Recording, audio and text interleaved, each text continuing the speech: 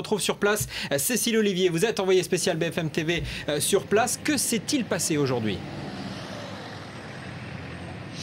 Eh bien, tout a commencé ce matin à 11h quand un homme de 33 ans est venu ici à la préfecture et a demandé qu'on lui délivre un permis de port d'armes de 4e catégorie, donc d'armes à feu.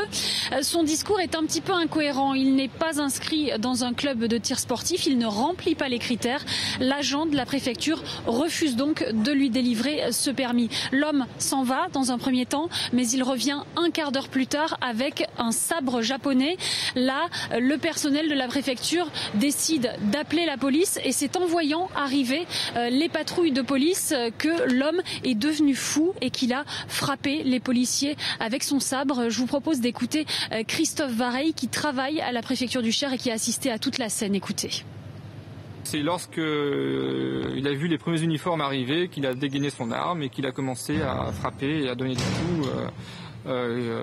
En premier lieu sur mon collègue qui était touché à l'épaule, puis sur les policiers. Et malgré le fait que les policiers le tenaient en joue avec leurs armes, il les a chargés et il continue à délivrer des coups, donc blessant grièvement 2 policiers, dont une malheureusement qui est décédée.